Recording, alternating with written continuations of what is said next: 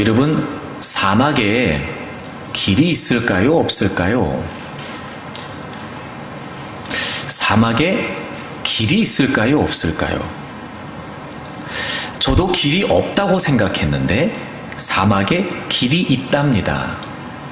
그래서 사막에도요, 지도가 있다네요. 우리가 생각하기에는 그 모래만 쌓여있는 허허벌판에 무슨 길이 있고 지도가 있을까 싶은데 그렇지 않대요. 사막에도 길이 있고 그리고 지도가 있답니다. 근데 이 사막의 길에는 한 가지 특징이 있는데 그게 뭐냐면 거미줄처럼 길들이 연결되어 있다는 거예요. 그러니까 어디에서부터 어떤 목적지를 향해 갈 때 지름길이라는 건 따로 없고요. 이렇게 거미줄처럼 계속해서 얽혀있는, 연결되어 있는 길을 따라서 가도록 되어 있다는 거예요. 왜 그런가 봤더니 사막이기 때문에요, 반드시 오아시스를 들렸다 가도록 길이 정해져 있다는 거예요. 그러니까 지름길로 갈 수가 없고요. 그 목적지까지 가는 동안 오아시스가 필요하기 때문에, 물을 마셔야 되기 때문에 마치 이렇게 얽혀져 있는, 거미줄처럼 연결되어 있는 것처럼 곳곳에 있는 오아시스를 통과해서 그 목적지를 가도록 길이 되어 있다는 거예요. 그래서 이 사막의 길은요, 오아시스와 오아시스를 연결하는 길이라는 거예요. 어디를 가든지 오아시스를 들렀다 가야 목적지까지 무사히 갈 수 있다는 거예요. 그런데 만약에 그 오아시스를 들렀다 가지 않고 그냥 빠른 길로 혹은 자신이 원하는 길로 그렇게 오아시스를 들르지 않고 가는 사람은 그 길을 무사히 통과할 수 없게 된다는 거예요. 그래서 오히려 그 사막이 무덤이 된답니다. 그런데 오아시스에 들렀다 가는 사람들은 무사히 그 사막을 통과하여 목적지까지 도착하게 된다는 거예요. 그런 마음이 들었어요. 우리의 인생도 그렇겠다.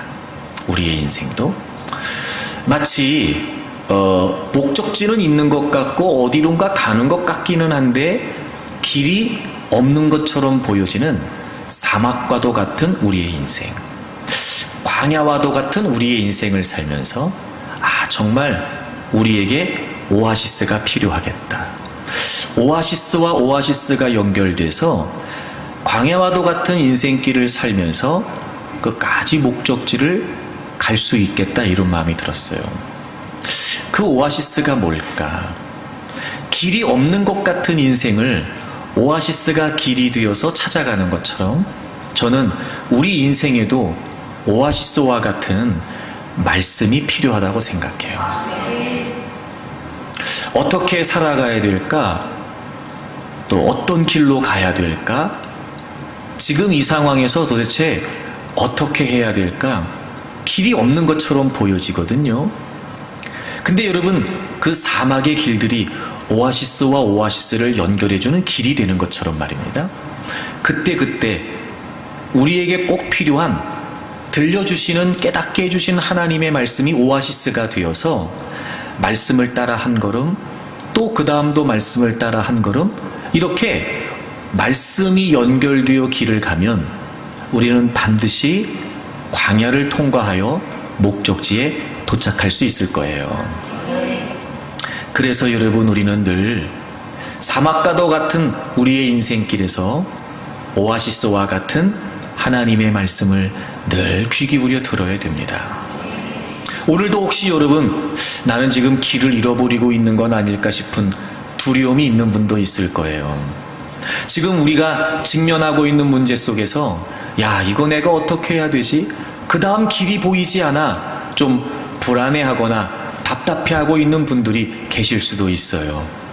하지만 여러분, 오늘 하나님이 우리에게 들려주시는 말씀이 이제 그 다음 행보를 결정지을 수 있는 오아시스처럼 여러분에게 깨달아지기를 바랍니다. 그래서 여러분, 답답하고 막막했던 우리의 마음에 하나님의 말씀이 촉촉히 적셔져서, 그래, 내가 또 말씀을 통해 또 내일 이렇게 또 살아보자. 그래, 하나님이 또 말씀해 주셨으니까 믿고 내가 한번 걸음을 내디뎌 보자. 여러분, 이렇게 말씀을 통해서 힘과 용기를 얻고 한 걸음 한 걸음 내디뎌 가는 가운데 여러분 실패하지 않고 또 여러분 포기하지 않고 끝까지 여러분의 믿음의 여정을 이어갈 수 있기를 주의 이름으로 축복합니다. 수넴에 살고 있었던 어떤 여인에게 한 아들이 있었습니다. 어느 날 아버지를 따라 추수밭에 갔다가 머리가 아프다고 해서 집으로 돌아왔어요. 어머니 품에 안겨 있다가 그만 이 아이가 숨을 거두게 됩니다. 갑작스러운 아들의 죽음에 당연히 이 어머니는 슬펐을 것이고 당황됐을 것이고 두려워했을 것입니다. 그런데 이 아이가 죽었다는 사실을 알고 난 뒤에 이 어머니의 행동이 굉장히 독특했습니다. 대개 경우 우리가 생각할 수 있는 건 그런 거지요. 빨리 밭에 나가 있는 아빠에게 아들이 죽었다는 소식을 전하든지 주변에 있는 사람들에게 알려서 이제 그 다음을 수습해 가야 되는 게 일반적인데 말이죠. 근데 이 여인은 누구에게도 이야기를 하지 않아요. 그리고 오히려 하나님의 사람 엘리사에게 갈 준비를 하게 됩니다.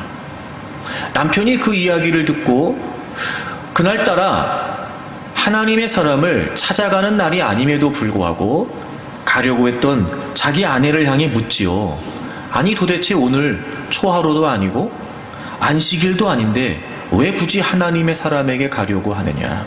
혹시 무슨 일이 있는 게 아니냐? 이렇게 묻게 되는데 그런데 이 여인이 놀랍게 대답을 합니다. 아니라고, 평안이라고 이렇게 대답을 한다는 거예요. 여러분, 이 상황이 어찌 편안한 상황이겠습니까? 다른 일도 아니고 하나밖에 없는 아들이 죽었는데 말이죠. 어떻게 이 상황에서 아무 일도 없다는 듯이 편안해요, 평안합니다, 괜찮아요, 아무 일도 아니에요, 이렇게 말을 할 수가 있겠냔 말이에요. 이 여인이 두렵지 않아서였을까요? 혹은 이 여인이 절망되지 않아서였을까요? 그렇진 않았을 거예요. 하지만 그럼에도 불구하고 지금 이 여인은 평안입니다 라고 이야기를 했다는 거죠. 바로 이 대목에서 우리는 이 여인의 신앙을 엿볼 수 있습니다. 적어도 그 여인에게는 그런 마음이 있었어요. 내가 하나님의 사람을 만나면, 즉 하나님의 역사를 내가 기대하고 있기에 분명히 이 문제가 해결될 것이다. 죽은 아이가 살아날 수 있을 것이다 라고 하는 소망이 이 여인에게 있었어요. 그래서 무슨 일이냐고 묻는 자기 남편에게조차 아무 일도 없다고 평안하다고 이야기를 하고 이 여인은 길을 재촉해서 하나님의 사람 엘리야를 만나게 됩니다. 그리고 역시 막 달려오는 이 여인을 향해서 엘리사의 사환이었던 게하시가 마중을 나가서 물어봐요. 무슨 일이냐고. 아이에게 무슨 일이 있습니까? 당신에게 무슨 일이 있습니까? 이렇게 물어봤을 때 이 여인은 동일하게 대답해요. 평안입니다. 이렇게 말이죠. 거듭되는 이 대답 속에 지금 이 여인의 분명한 소망과 기대를 우리가 알 수 있어요. 여러분, 어떻게 이런 절망적인 상황에서도 아무 일이 없다는 듯이 평안합니다 라고 말할 수 있었을까? 여러분, 그건 단순히 어떤 집착이나 신념이 아니었고요. 그것은 바로 이 여인의 믿음이었습니다. 지난주에 말씀을 드렸습니다만 이 여인이 아이가 죽고 난 뒤에 한 행동을 우리가 주목할 필요가 있는데 21절에 보시면 그의 어머니가 올라가서 아들을 하나님의 사람의 침상 위에 두고 문을 닫고 나왔다 이렇게 기록되어 있어요. 문을 닫고 나왔다. 리처드 넬슨이라고 하는 신학자가 이 부분에 관해 이렇게 이야기를 했습니다. 여인은 그 아이의 죽음을 극적 시간 속에 동결시켜 죽음의 과정이 더 이상 진행되지 못하게 하려고 했다. 그러니까 문을 닫고 나왔다라고 하는 이 표현 속에 이 여인의 행동 속에 이 여인의 마음이 담겨져 있었어요. 그 아이의 죽음을 극적 시간 속에 동결시켜 더 이상 죽음의 과정이 진행되지 못하게 하려고 했다. 아이가 죽는 건 어쩔 수 없었어요. 하지만 아이가 죽었다라고 하는 그 상황에 영향받기를 거부했던 거예요. 아이가 죽는 건 본인이 막을 수 없었어요. 하지만 아이가 죽었다라고 하는 그 상황이 이 여인의 믿음을 막지도 못했던 거예요. 그 상황을 그대로 멈추어 놓고 마치 이런 거죠. 누구에게도 이야기하지 않았어요. 그 일이 벌어지지 않은 것처럼 말입니다. 지금 아이가 죽었다는 상황이 끝이 아니라는 겁니다. 누구에게도 말하지 않아요. 그리고 그 상황을 마치 한 공간 속에 가두어 두기라도 하듯 문을 탁 닫고 나와서 이 여인은 지금 무엇보다 빠르게 하나님의 사람을 찾아갔다는 거예요. 이렇게 절망적인 상황에서도 절망도 막을 수 없는 평안을 기대할 수 있었던 이 여인에게는 분명히 하나님을 향한 믿음이 있었다는 거예요. 모두가 포기할 수밖에 없는 상황이었습니다. 분명히 아이가 죽었다는 건 끝났다는 거죠. 더 이상 어떤 희망도 어떤 기대도 가질 수 없는 상황이 분명합니다. 오히려 이 상황에 이제 어떻게 대처해야 될까 체념하면서라도 받아들일 수밖에 없는 상황이 분명했으나 이 여인은 그 상황을 거기에 멈추어 놓은 겁니다. 그리고 자신의 믿음을 발휘하면서 하나님의 사람을 찾아갔고, 그리고 결국 하나님의 사람이 집으로 돌아와 그 죽었던 아이를 살렸다는 거예요. 그렇습니다, 여러분.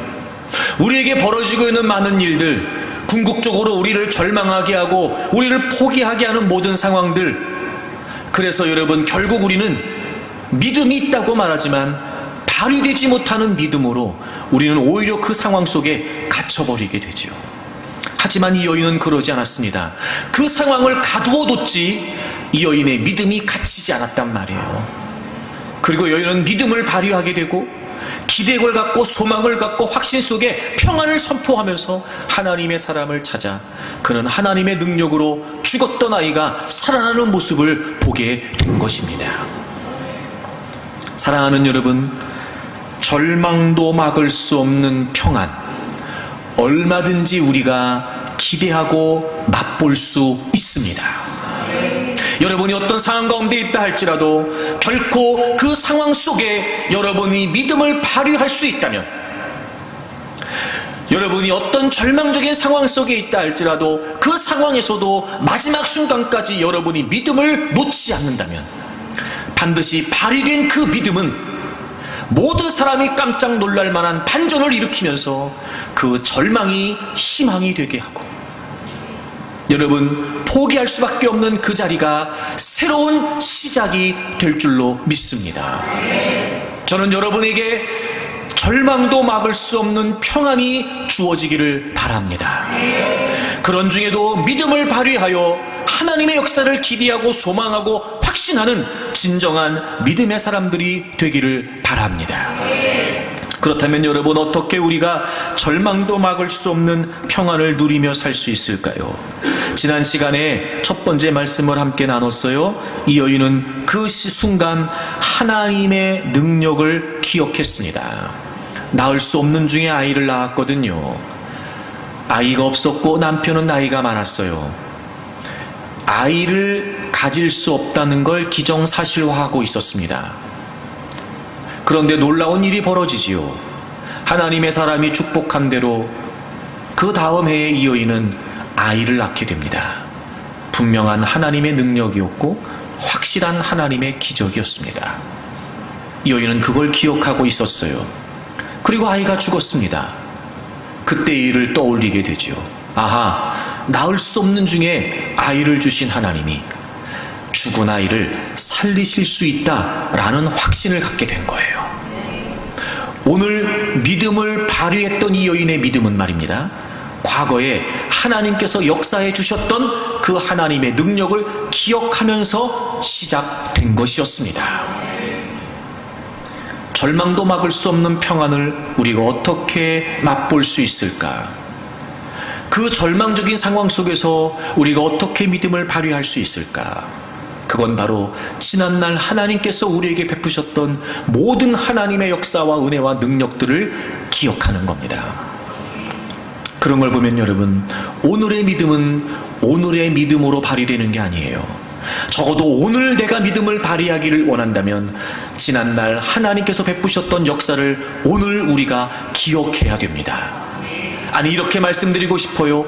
기억하는 것만으로도 얼마든지 오늘의 절망적인 상황을 돌파할 수 있는 믿음이 된다는 걸 잊지 마십시오. 그리고 과거의 하나님의 역사를 기억하여 오늘 발휘되는 믿음을 통해 막막하고 불가능하고 그리고 답답하기만 했던 우리의 미래도 열려지게 됩니다. 그러므로 여러분, 지금 여러분이 겪고 있는 그 어떤 상황 속에서라도 믿음을 발휘하기 쉽지 않은 상황이라 할지라도 이제는 답이 없다, 포기하는 것만이 우리가 선택할 수 있는 유일한 선택이다 라고 여겨지는 상황이 된다 할지라도 여러분, 지난날 하나님이 여러분의 삶에 베푸셨던 하나님의 역사들을 기억하십시오. 그리고 기대하세요. 그러면 반드시 하나님은 지난날 우리가 힘들고 어려웠던 상황에서도 그렇게 역사하셨던 것처럼 변함없이 그 하나님을 기대하고 있는 우리의 믿음을 통해 하나님은 오늘의 절망적인 상황 가운데서도 역사하십니다. 죽은 아이도 살려내시는 하나님, 죽은 생명도 다시 살려내시는 하나님, 여러분, 그 어떤 것도 불가능이 없으신 하나님, 그 하나님의 과거의 역사를 기억한다면 하나님은 오늘도 우리의 삶의 역사에 주실 줄로 믿습니다. 그러니까 어찌 보면 여러분, 우리가 만나고 있는 모든 어려움이라고 하는 이 상황들은요, 자꾸 우리의 믿음의 기억력을 감소시키는 거예요. 참 희한하죠. 과거에 하나님의 역사가 없었던 게 아니었는데 참 희한한 건 오늘 또 문제를 만나게 되면 마치 지난날 하나님의 역사가 하나도 없었다는 듯이 우리는 오늘 그 하나님의 역사를 다 망각한다는 거예요. 망각한다는 거예요. 믿음의 치매라고나 할까? 믿음의 치매라고나 할까? 네. 그런데 여러분, 쉽지 않지만, 그러니까 그만큼 지금 내가 직면하고 있는 현실의 상황이 나를 너무 압박하는 거예요. 그 상황이 나를 너무 힘겹게 하는 거죠. 그러니까 쉬워서 말씀드리는 게 아니고요, 정말 그 상황을 극복해내고 돌파해내기를 원한다면 우리는 길을 쓰고라도 지난날 하나님이 베푸셨던 역사를 기억해내야 합니다. 그럴 때 오늘 용기가 생기고, 그럴 때 오늘 담대함이 생기고, 그럴 때 오늘 하나님이 역사하실 것을 확신하게 됩니다. 여러분, 우리 마가복음 4장을 좀 찾아보실까요? 마가복음 4장에 보시면 맨 마지막 대목에 어떤 내용이 나오냐면, 예수님께서 제자들과 함께 배를 타고 건너편으로 가시는 대목이 나와요. 37절에 보시면 큰 광풍이 일어났어요. 그러니까 막 폭풍 같은 바람이 분 거죠. 당연히 파도가 쳤겠죠. 배에 부딪히기 시작해요. 그리고 배에 물이 가득하게 되었어요. 그러니까 이 정도 되면 이제 배가 그냥 침몰하기 직전인 거지요. 그때 제자들이 주무시고 계셨던 예수님을 깨웁니다. 우리가 죽게 된 것을 왜 가만히 계십니까? 예수님께서 일어나셔서 바람을 꾸짖으시고 바다더러 잠잠하라 고요하라 이렇게 말씀하셨어요. 그랬더니 바람이 그치고 아주 잔잔해졌어요. 그리고 난 뒤에 예수님께서 제자들에게 말씀하십니다. 40절을 보시면 이에 제자들에게 이르시되 어찌하여 이렇게 무서워하느냐, 너희가 어찌 믿음이 없느냐, 이렇게 말씀하세요. 자, 보세요. 왜 이렇게 무서워해? 너네 왜 믿음이 없어? 이렇게 말씀하시는 걸 보면 무서워하는 이유가 뭔 거예요? 믿음이 없는 거예요. 그렇죠? 그러니까 무서워하는 이유가 뭐예요? 믿음이 없는 거예요. 여러분, 주님이 지금 이 배에 함께 계셨습니다. 얼마나 큰 폭풍이 불고 있는지 주님도 알고 계세요. 모르실 리가 없지요? 그 배에 지금 물이 가득 찼어요, 여러분. 곧 배가 깨질 지경이고 침몰할 지경이라는 걸 주님이 모르지 않으세요? 이 상황이면 당연히 무서운 거 아니에요, 여러분? 근데 주님이 제자들을 나무라십니다. 야, 니네 왜 이렇게 무서워해? 너네 왜 믿음이 없어? 이렇게 말씀하시는 걸 보면 지금 그들이 무서운 이유가 뭐예요? 폭풍 때문이에요? 파도 때문이에요? 배에 가득 찬 물 때문이에요? 아닌 거예요. 믿음이 없기 때문인 거예요. 그럼 반대로 믿음이 있다면 무섭다는 거예요? 안 무섭다는 거예요? 안 믿어지죠, 여러분, 지금? 어쩌면 그렇게 우리의 믿음이 지금 심각한 지경인지도 몰라요? 아니, 목사님, 도대체 믿음이 뭐길래 안 무서울 수 있습니까? 그래요. 사실 여러분이 저한테 물어본다면 나도 대답하기는 쉽지 않을 것 같아요. 어찌 이 상황이 무섭지 않겠습니까? 근데 주님이 우리에게 알려주시는 거예요. 무섭다는 걸 나무라시는 차원이 아니고요. 왜 무서워하는지를 말씀해 주시면서 그걸 극복하게 하시려는 거죠. 믿음이 없기 때문에 무섭다는 거예요. 그런데 여러분, 이 믿음이 없다는 표현 속에 주님의 아주 중요한 의도가 담겨져 있어요. 혹시 여러분 성경이 관주 성경이면 그 어찌 믿음이 없느냐, 그 어찌에 1번 가로가 있어요. 1번 가로가. 그 1번을 따라가 보시면 이렇게 되어 있어요. 어떤 사본에 어찌 아직도 믿음이 없느냐 이렇게 되어 있다는 거예요. 아직도, 여러분 이게 굉장히 중요한 의미를 가져요. 어찌 아직도 믿음이 없느냐, 주님 이렇게 말씀하시는 거예요. 이런 거예요. 야, 너네가 지금까지 나하고 보낸 시간이 얼만데, 얘들아, 너네들이 지금 나하고 하루 이틀이냐? 내가 지금까지 행한 능력을 받고 기적을 받고 역사를 보지 않았어? 내가 너희들의 눈이 너희들이 목격할 수 있을 만큼 너희들이 목격했던 그 수많은 역사와 능력을 행하지 않았어? 근데 왜 아직도 못 믿냐? 이렇게 말씀하시는 거예요. 아직도 못 믿냐? 그러니까 이런 거예요. 주님이 하시는 말씀은 적어도 지난날 주님과 함께 하면서 주님이 행하셨던 모든 일들을 받고, 그래서 주님이 어떤 분이신지 알고 있었다면 적어도 지금 상황에서만큼은 너희들이 믿음을 발휘하여 무서워할 일이 아니었다는 거예요. 아직도. 어쩌면 여러분, 지금 우리가 만나고 있는 상황에서 두려워하고 불안해하고 있을지 모르지만 주님은 우리에게 이렇게 제자들에게 말씀하시는 것처럼 오히려 되물으시는 게 아닐까. 야, 아직도 그렇게 날 못 믿어? 아직도 그렇게 내가 못 믿어오냐? 무슨 말이에요? 지난날 주님이 행하셨던 역사를 좀 기억해 보라는 거예요. 오늘 주님이 우리에게 그렇게 말씀하시는 거예요. 너 이쯤 됐으면 이 정도 상황에서는 오히려 너 믿음을 좀 한번 증명해봐. 이렇게 우리에게 주님 말씀하시는 거 아닐까? 다시 말하면 여러분, 이런 거예요. 지금 우리가 만나고 있는 이 절망할 수밖에 없는 모든 상황들은요, 무서워할 일이 아니고요, 오히려 우리가 믿음을 증명해야 되는 시간이라고요. 그러니까 적어도 주님이 그런 상황을 허용하셨다는 건 우리 보러 두려워해라, 절망해라, 포기해라, 그게 아니고요. 오히려 이런 상황들을 통해서 지난날 우리에게 역사하셨던 주님을 떠올리고 주님을 기억하고, 아, 제게는 주님이 계셨지요. 맞아요. 그때 이렇게 역사하셨던 주님의 역사가 제게 기억됩니다. 아, 맞아요. 주님, 제가 그때도 포기할 수밖에 없는 상황이었는데 주님이 은혜를 베푸셔서 그 일을 되게 하셨지요. 아, 맞아요. 주님의 역사가 있었네요. 아, 맞아요. 행하셨던 주님이 계셨네요. 아, 맞아요. 제게는 주님이 함께 하시죠. 아, 그래요. 제가 주님을 믿겠습니다.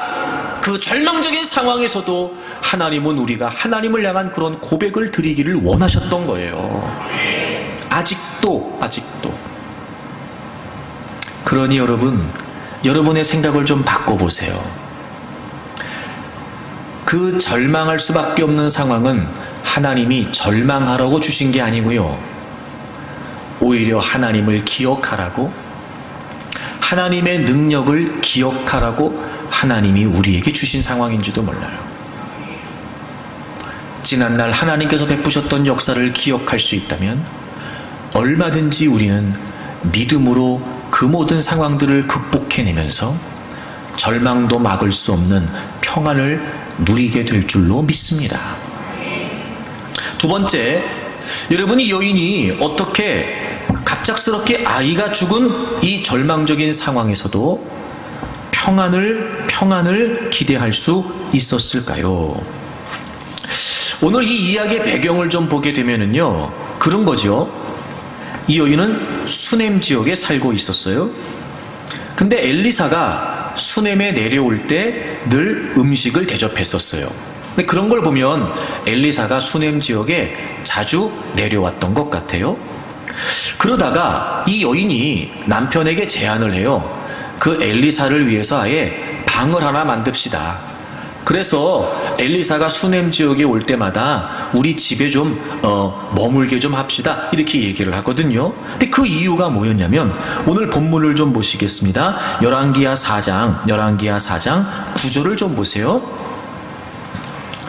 여인이 그의 남편에게 이르되 항상 우리를 지나가는 이 사람은 하나님의 거룩한 사람인 줄을 내가 아노니. 그러니까 이런 거예요. 처음부터 그러진 않았을 것 같아요. 근데 왔을 때 음식을 대접하기 시작했고 같이 교제를 하면서 뭔가 모르게 이 사람은 하나님의 거룩한 사람, 즉 하나님이 구별해서 하나님이 쓰시는 사람이다, 하나님의 선지자이다 라고 하는 사실을 이 여인이 알게 된 거예요. 그래서 이제 이 여인이 그 하나님의 사람이 우리 지역에 올 때마다, 우리 동네에 올 때마다 우리 집에 머물도록 방을 좀 하나 만들어 드립시다. 그리고 방을 하나 만들게 된 거예요. 그러니까 이제 수넴 지역에 올 때마다 엘리사는 당연히 이 여인의 집에 있었겠죠. 이 여인이 엘리사를 하나님의 선지자로 알고 더 가깝게 하기를 원했던 거예요. 더 가까이 지내기를 원했던 거죠. 그럼 여러분, 엘리사가 이 여인을 만나서 또 엘리사가 이 여인의 집에 머물면서 뭐 했을까요? 엘리사와 이 여인이 뭐 했을까요? 게임했을까요? 무슨 소꿉놀이를 했을까? 뭐 했을까요? 하나님의 선지자라는 것을 알고 이 여인이 자기 집에 방을 내서 자기 지역에 올 때마다 자기 집에 있게 했어요. 무슨 의도였을까요? 여러분, 당시에 선지자들이 뭐 하는 사람들이었죠? 하나님의 말씀을 하나님으로부터 전달받고 그 하나님의 말씀을 하나님의 백성들에게 전달했던 역할을 선지자들이 했어요. 이 여인은 그걸 알고 있었어요. 그럼 적어도 이 여인이 하나님의 선지자였던 엘리사와 가깝게 지내려고 했던 의도가 뭐였을까요? 그로부터 하나님의 말씀을 더 듣기를 원했던 거예요. 그러니까 이런 거죠. 늘 엘리사를 만날 때마다 당연히 이 여인은 엘리사로부터 하나님의 말씀을 듣기 시작했어요. 당연하지 않겠습니까, 여러분? 또 엘리사가 얼마나 많은 하나님의 역사들을 행했어요? 이 여인과 교제하면서 무슨 얘기했겠냐고요. 하나님이 뭐라고 말씀하셨는지, 하나님이 자신을 통해 어떻게 역사하셨는지, 하나님이 어떤 능력들이 나타났는지 끊임없이 하나님과 관련된 이야기를 이 여인과 나누지 않았을까요? 충분히 우리가 유추해 볼 수 있잖아요. 그래서 늘 이 여인은 엘리사를 통해서 하나님의 말씀을 들었어요. 당연히 상대적으로 그 지역에 살고 있는 다른 사람들보다, 때로는 자기 남편보다 늘 그 엘리사를 섬기기 위해 곁에 있었던 이 여인은 엘리사로부터 누구보다도 하나님의 말씀을 많이 들었을 게 분명합니다. 아이가 갑자기 죽은 이 절망적인 상황에서 이 여인이 어떻게 믿음을 발휘하여 평안을 기대할 수 있었을까? 첫째, 그는 하나님의 역사를 기억했던 거고요. 두 번째, 이 여인은 하나님의 말씀을 생각한 거예요. 하나님의 말씀을. 아니, 정확히 표현하면 이렇게도 말씀드릴 수 있을 거예요. 그동안 들었던 하나님의 말씀 잊을 수도 있었고, 또는 들었던 하나님의 말씀을 기억하지 못했을 수도 있어요. 하지만 늘 들었던 하나님의 말씀이 가슴에 담겨져 있었고, 절망적인 상황을 만났을 때 비로소 그가 지금까지 그렇게 들었던 하나님의 말씀의 역사를 경험하게 된 거예요. 하나님의 말씀이 생각났어요. 하나님의 말씀이 역사했어요. 이게 지금 내가 절망할 상황이 아니구나. 아, 내가 지금 포기할 상황이 아니구나. 내가 믿음을 발휘해야 되겠다.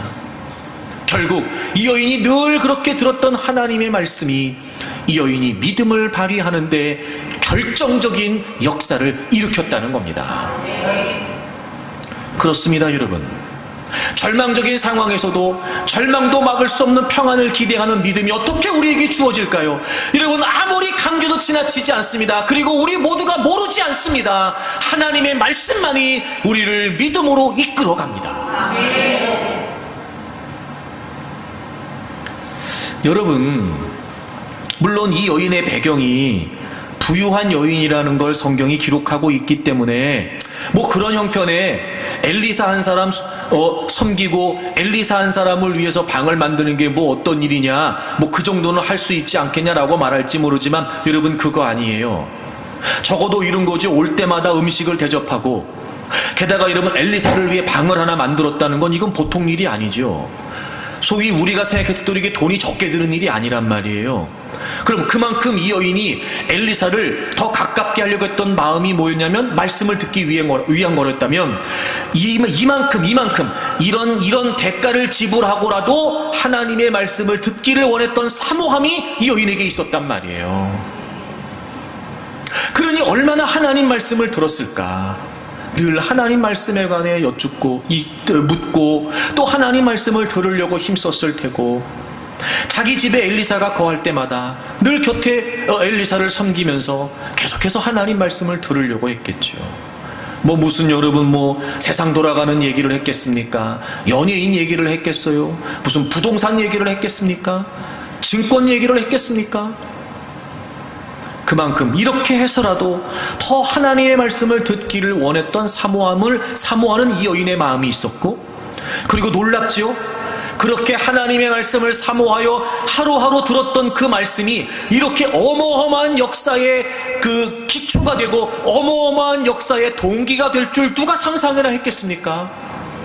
그런데 여러분, 결정적인 순간에 다 끝났다, 끝이다, 어쩔 수 없이라도 받아들여야 되는 상황이 됐는데도 불구하고 아이가 죽은 이 상황에서도 여러분, 비로소 놀랄만한 말씀의 역사가 일어나게 된 거예요.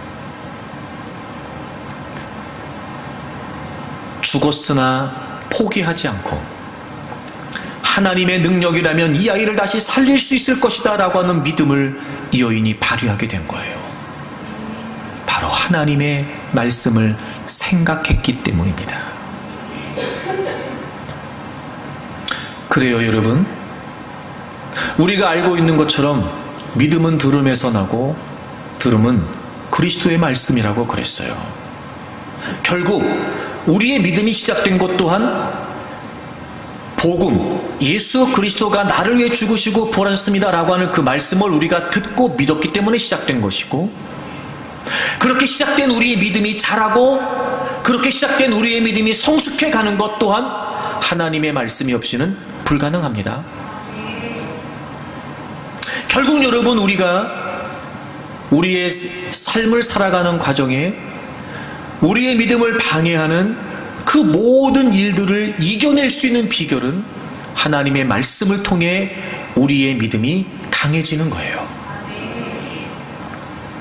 혹시 여러분, 다른 걸로 세상을 이길 수 있다고 생각하십니까?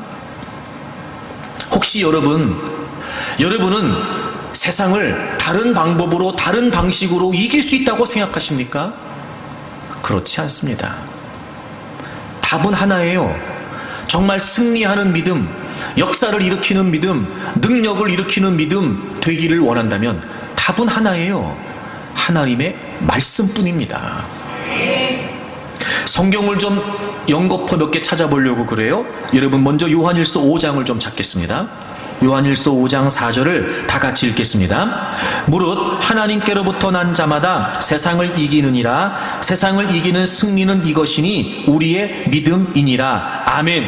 하나님께로부터 난 자마다 세상을 이긴대요. 여러분 모두 예수님을 믿음으로 말미암아 하나님께로부터 난 자가 됐어요. 여러분, 이거 굉장히 중요한 선언인데요. 우리는 예수님을 믿음으로 이제 하나님께로부터 난 자가 됐으니까 우리가 세상을 이길 수 있어요, 없어요? 있어요.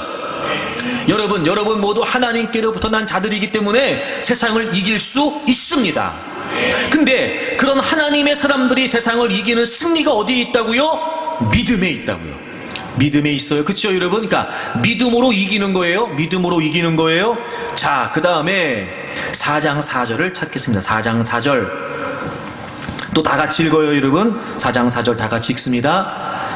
같이 읽겠습니다. 시작. 자녀들아, 너희는 하나님께 속하였고 또 그들을 이기었나니 이는 너희 안에 계신 이가 세상에 있는 자보다 크심이라. 아멘. 또 하나님의 자녀들에게 선언해요. 너희는 하나님께 속했다. 그래서 그들을 이겼다는 거예요. 여러분, 세상을 이겼다는 거예요. 어둠의 권세를 이겼다는 거예요. 왜요? 우리가 하나님께 속했으니까요. 하나님의 자녀가 됐으니까요. 여러분, 또 한 번 선언하잖아요. 하나님께 속해 있는 하나님의 자녀가 된 우리 모두 세상을 이길 수 있어요. 자, 그런데 이는 너희 안에 계신 이가 세상에 있는 자보다 크심이라 이렇게 되어 있어요. 아, 그러니까 우리가 세상을 이길 수 있는 비결이 뭐예요? 우리가 이기는 게 아니고요. 우리 안에 계시는 하나님이 세상보다 크신 분이시기 때문에 우리가 이기는 거예요. 자, 그럼 보세요. 믿음으로 세상을 이긴다 그랬어요. 믿음으로 세상을 이긴다 그랬어요. 그렇죠? 자, 그리고 4장 4절에 보니까 우리 안에 계신 이가 세상에 있는 자보다 크시기 때문에 이긴다는 거예요. 그러면 믿음으로 이긴다는 게 무슨 의미예요? 하나님이 세상보다 크시다는 걸 믿는 거예요. 즉, 하나님을 믿는 게 세상을 이기는 비결이 되는 거예요. 우리 안에 계시는 하나님은 세상보다 크세요. 당연히 이기시죠. 우리가 그분 안에 있단 말이에요. 우리가 그분께 속했단 말이에요. 그러니까 우린 그걸 믿는 거예요. 내가 이길 수 있다는 걸 믿는 게 아니고요. 우리 안에 계시는 하나님이 세상보다 크신 분이시기 때문에 우린 그분 안에 있으니까 이길 수 있다는 거예요. 우린 그걸 믿는 거예요. 자, 그럼 여러분, 이 말이 무슨 말일까? 마지막 2장 14절을 찾으세요.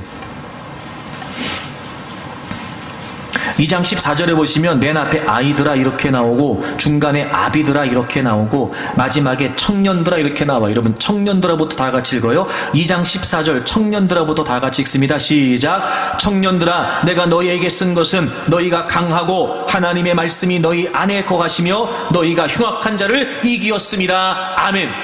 여러분, 4장 4절에서는 하나님이 우리 안에 계셔서 우리가 이길 수 있다는 거예요. 근데 여러분, 2장 14절에서는 뭐가 우리 안에 있대요? 하나님의 말씀이 우리 안에 있대요. 그래서 우리가 이긴답니다. 여러분, 5장 4절, 4장 4절, 2장 14절. 여러분, 왜 제가 이 세 구절을 연거푸 읽었는지 이제 짐작이 되시죠? 우리가 세상을 이길 수 있는 건 믿음뿐이에요. 그러니 여러분, 세상이 또 원수마귀가 아무리 우리의 믿음을 방해하기 위해 절망적인 상황을 포기할 수밖에 없는 상황을 어쩔 수 없이라도 체념하고 받아들일 수밖에 없는 상황을 가져다 준다 할지라도 여러분, 우리가 이길 수 있는 건 믿음이에요. 믿음. 그 믿음은 우리 안에 계시는 하나님이, 우리의 근원 되신 하나님이 세상보다 크시다는 거예요. 근데 그 믿음을 우리가 어떻게 확신하고 어떻게 발휘할 수 있어요? 우리 안에 하나님의 말씀이 있을 때, 하나님의 말씀이 있을 때, 우리 안에 하나님의 말씀이 분명할 때 우리가 강해지고 우리가 이길 수 있다는 겁니다. 그러면 여러분, 믿음으로 이긴다는 말이 무슨 말이에요? 말씀으로 이긴다는 말이죠. 반대로 말씀이 없이는 이길 수 있어요, 없어요? 없어요. 왜 힘을 잃어버리는 걸까? 왜 열심을 잃어버리는 걸까? 왜 열정을 잃어버리는 걸까? 왜 맞서지 못하는 걸까? 왜 공격하지 못하는 걸까? 말씀 때문이에요. 상황이 아니고요, 문제가 아니고요, 현실이 아니고요, 말씀 때문이에요. 오늘 이 여인처럼 아이가 죽었다는 상황만큼 포기할 수밖에 없는 상황이 또 뭐가 있습니까? 죽었다는데 끝난 거 아니에요, 여러분? 근데 어찌 믿음이 발휘되냐 말이에요. 어찌 그 믿음으로 평안을 얻을 수 있고 어찌 그 믿음으로 아이를 다시 살려낼 수 있냐 말입니다. 말씀의 힘이었어요. 말씀의 힘. 제가 늘 여러분에게 입버릇처럼 얘기하죠. 말씀이 중요하다고. 어쩌면 제가 늘 그렇게 강조하니까 이제는 여러분들이 강조해도 강조한 거 아닌 것처럼 들릴 수밖에 없을지도 몰라요. 그래, 나는 막 생각하는, 내가 어떻게 더 강조해야 되나 이제는 마치 이런 거죠. 중요하다 해서 그냥 빨간 줄을 밑줄을 빨간색으로 밑줄 한번 딱 그으면 딱 보면 강조가 되는데 워낙 강조라니까 이제는 빨간 줄 하나 가지고도 안 되는 거예요. 형광펜을 긋고 동그라미를 치고 하여튼 막 박스를 만들고 막 어떻게 해야 이거를 좀 이렇게 중요하고 또 이렇게 절대적이고 한 이 말씀에 대한 강조를, 이 말씀에 대한 의미를 여러분이 좀 깨우칠 수 있을까? 느낄 수 있을까?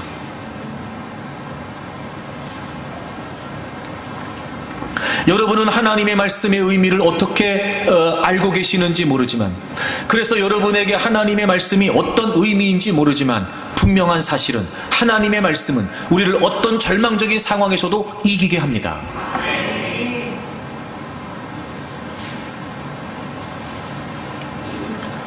그래서 어찌 보면 여러분, 우리가 지금 만나고 있는 절망이라고 하는 상황에 실갱이 하면서 시간 보낼 게 아니고요. 그런 중에도 우리가 말씀을 붙들고 말씀의 능력을 힘입기 위해 더 힘써야 될지도 몰라요.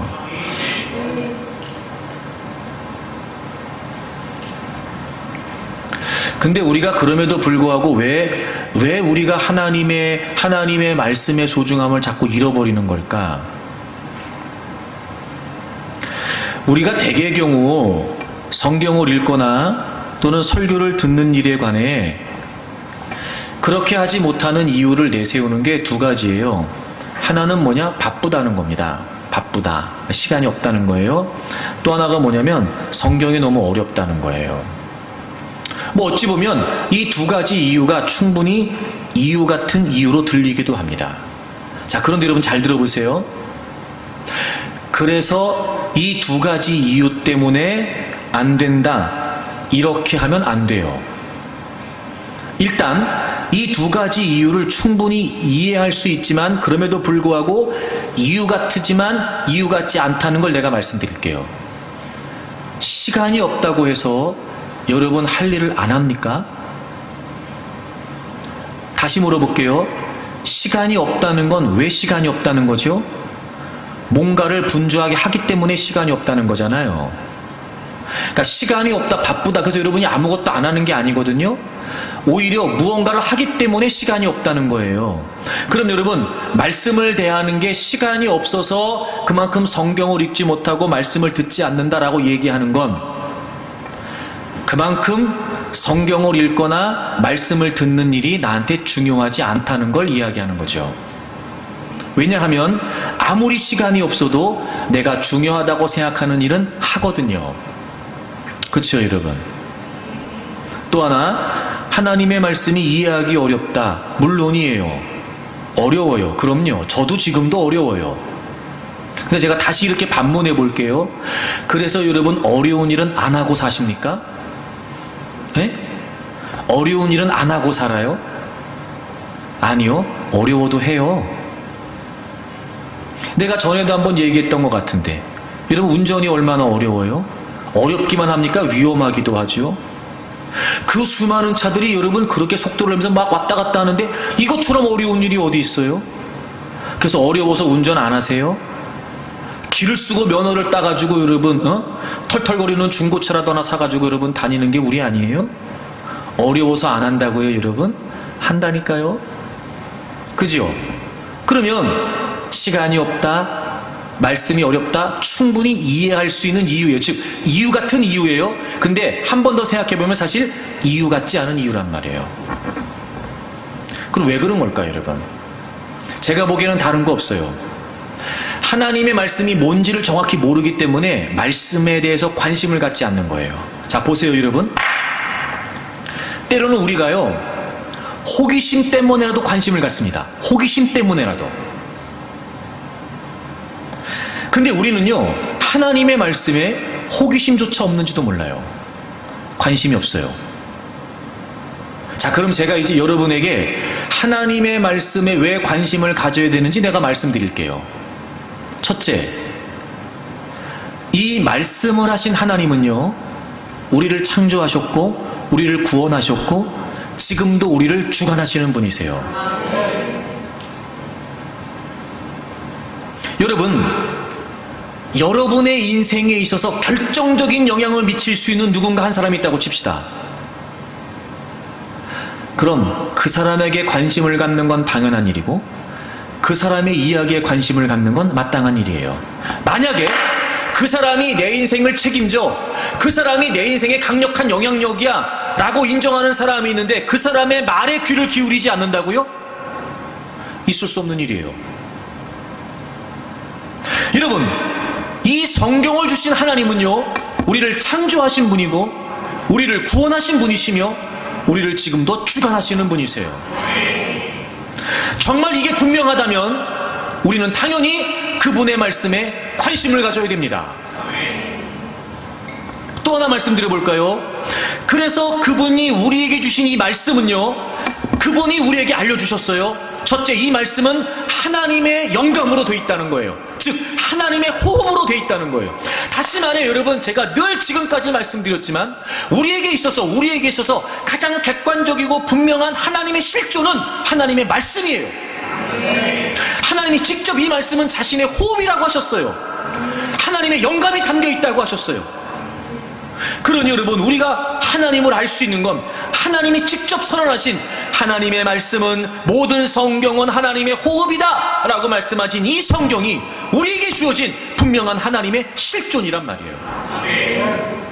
보세요. 우리를 창조하시고 구원하시고 그리고 우리를 주관하시는 그 하나님은요 실존하시는 분이시죠. 그분의 손에 의해 지어져 구원받아 지금도 그분의 인도하심을 받고는 우리도 실존합니다. 존재와 존재가 만나는 거, 여러분, 이게 어디에서 이루어져요? 말씀에서 이루어져요. 또 하나, 히브리서 4장에 있는 것처럼 하나님의 말씀은 살아있고 활력이 있답니다. 여러분, 이거 굉장히 중요합니다. 거기에서 살아있다라고 하는 말이 현재형이에요. 현재형. 여러분, 하나님의 말씀은 살아있대요. 보세요. 하나님은 살아계시지요. 하나님 말씀도 살아있어요. 그 하나님이 어떻게 역사하시는지 아십니까? 살아있는 하나님의 말씀을 통해 역사하신단 말이에요. 살아계신 그 하나님께서는 그분의 살아있는 말씀을 통해 지금 현재 오늘 이 시간 우리에게 역사하신다고요. 우리가 과거에 듣던 말씀으로 인지할 수 있어요. 하지만 그 말씀은요 오늘 우리에게 살아갈 수 있는 힘과 능력이 된단 말이에요. 몇 년 전에, 며칠 전에 내가 들었던, 읽었던, 그래서 지금은 잊고 있을지 모르지만, 하지만 그 말씀이 우리의 심령 속에 쌓여 있어. 오늘 하나님이 어떻게 역사하시냐, 오늘 살아계신 하나님이 어떻게 역사하시냐, 자신의 살아있는 말씀을 통해 오늘 우리에게 역사하신다고요.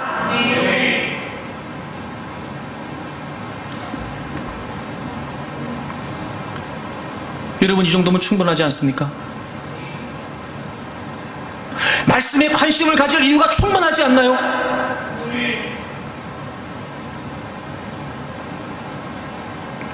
여러분은 무슨 관심으로 사십니까? 여러분, 지난 주일부터 이번 주일까지 한 주간 동안만으로 생각해보세요. 여러분, 무슨 관심으로 사셨습니까? 여러분의 관심이 어디에 있습니까? 여러분의 인생을 어떻게 살려고요? 여러분의 삶을 누가 주관하시는데요? 누가 여러분을 만드셨고, 누가 세상을 만드셨고, 누가 지금도 주관하시는데요?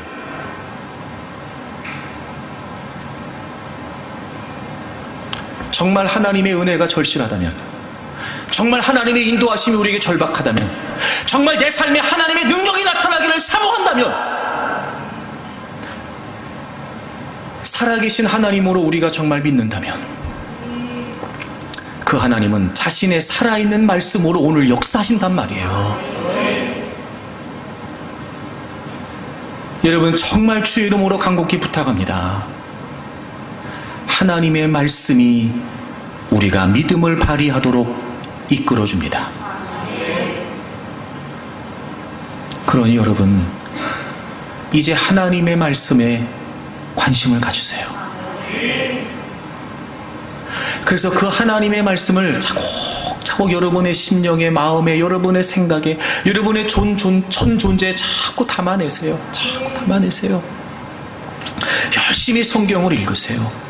그리고 말씀을 듣는 예배 시간에 자꾸 나오세요. 빠지지 말고.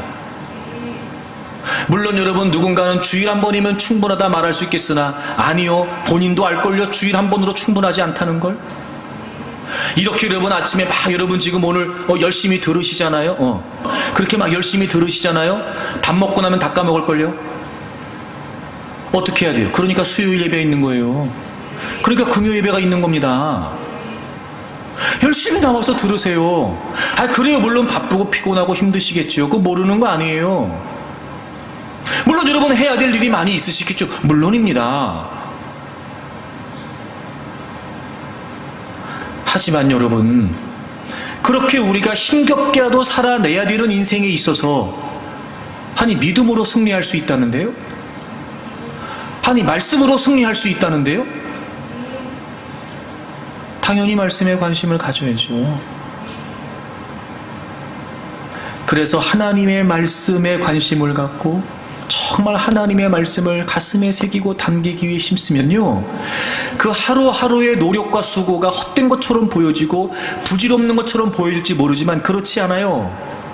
반드시 결정적인 순간에, 즉 우리의 믿음이 필요한 순간이니까 우리가 승리해야 되는, 극복해야 되는, 헤쳐나가고 돌파해야 되는 그 결정적인 순간에 우리가 믿음을 발휘하도록 역사하는 것은 지금까지 꾸준하게 성실하게 늘 한결같이 해왔던 그 말씀에 대한 노력과 수고가 반드시 우리에게 나타나게 된단 말이에요. 이런 말씀은 너무 중요합니다. 그러니 반드시 하나님 말씀에 관심을 갖기 위해 힘쓰고 말씀을 가질 수밖에 없는 필요성이 우리에게 충분하니 여러분 노력을 하면서라도 힘써서라도 하나님 말씀에 마음을 기울이세요. 말씀은 우리에게 이런 역사를 일으킵니다. 여러분 신명기 5장을 찾아보세요. 성경 구절 2개만 찾을게요. 신명기 5장을 찾으세요. 신명기 5장 32절 33절입니다. 우리 다 같이 읽겠습니다. 그런즉 너희 하나님 여호와께서 너희에게 명령하신 대로 너희는 삼가 행하여 좌로나 우로나 치우치지 말고 너희 하나님 여호와께서 너희에게 명령하신 모든 도를 행하라. 그리하면 너희가 살 것이요 복이 너희에게 있을 것이며 너희가 차지한 땅에서 너희의 날이 길리라. 아멘. 이런 말씀이 우리의 삶에 직접적으로 가져다주는 영향력이 뭐냐? 좌로나 우로나 치우치지 않는데요. 여러분, 이 치우친다는 말이 무슨 말이냐면요, 정도에서 벗어난다는 거예요. 다시 말해 이런 거예요. 하나님 말씀대로 살면 정도에서 벗어날 리가 없어요. 그쵸 여러분? 왜? 하나님 말씀 그 자체가 길이고 하나님 말씀 그 자체가 정도예요. 그러니까 우리가 늘 말씀대로 살면 정도에서 벗어날 일이 없다고요. 치우칠 일이 없다고요. 그러니 당연히 우리가 살게 되고 당연히 그게 우리에게 복이 돼요. 그러니까 이런 말씀대로 사는 그 자체, 그것이 우리에게 복이 돼요. 왜? 말씀대로 살면 말씀이 갖고 있는 역사와 능력과 결과가 우리에게 주어질 테니까. 여러분, 하나님의 말씀 안에 담겨지는, 약속 안에 담겨있는 이 선하고 인자하신 아름다운 모든 역사들이 우리 삶에 나타날 테니까 당연히 복이죠. 여러분, 당연히 치우칠 리가 없어요. 또 하나 시편 119편을 찾으세요. 165절 시편 119편 165절을 다 같이 읽겠습니다. 다 같이 읽겠습니다. 주의 법을 사랑하는 자에게는 큰 평안이 있으니 그들에게 장애물이 없으리이다. 아멘. 보세요 여러분, 주의 법을 사랑하는 자에게는 뭐가 있대요? 큰 평안이 있대요. 그래서 그들에게 장애물이 없대요.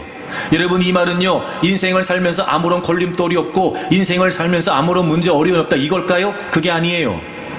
하나님의 말씀을 소유하고 하나님의 말씀을 사랑하고 하나님 말씀에 관심을 두고 늘 하나님 말씀으로 살려고 하면 그 말씀 속에서 평안이 주어진다고요. 그러니까 절망 중에도 평안해요.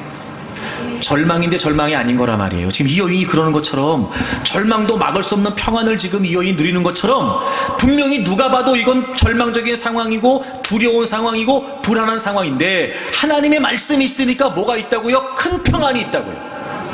그러니 누가 보기에는 절망인데 나에게 절망이 아니에요. 왜? 하나님 말씀이 있으니까요. 그냥 평안도 아니고 큰 평안. 이런 뉘앙스가 느껴지지요? 큰 평안. 어떤 문제도 이길 수 있는, 어떤 문제도 감당해낼 수 있는, 어떤 문제도 문제시하지 않을 수 있는 큰 평안. 큰 평안. 주의 법을 사랑하는 자에게 큰 평안이 있답니다. 이제 좀 말씀에 대한 관심이 생기시나요? 읽어야 되겠다, 들어야 되겠다 싶은 마음이 드시나요? 쉽지 않겠지만 더 말씀에 관심을 갖고 말씀을 읽고 말씀을 듣기 위해 여러분 힘쓰십시오. 반드시 여러분의 인생이 달라질 거예요. 절망도 막을 수 없는 평안. 여러분, 우리가 믿음으로 기대할 수 있습니다. 하나님의 능력을 기억하고 하나님의 말씀을 생각하면 반드시 우리는 어떤 상황에서도 포기하지 않고 오히려 마치 그 상황이 아무 일도 아니라는 듯이 도무지 이해할 수 없는 이 여인의 행동처럼 우리가 믿음으로 행동하게 될 때 얼마든지 그 사건들이 반전되고 얼마든지 우리의 인생에 새로운 지평이 열릴 수 있으며 믿음을 통해 주어지는 많은 하나님의 역사 속에 우리는 모든 절망들을 돌파하고 헤쳐나가면서 승리할 수 있습니다. 여러분 모두 그런 분들이 되기를 바라고 그런 믿음을 가꾸기 위해 힘쓰는 분들이 되기를 바랍니다.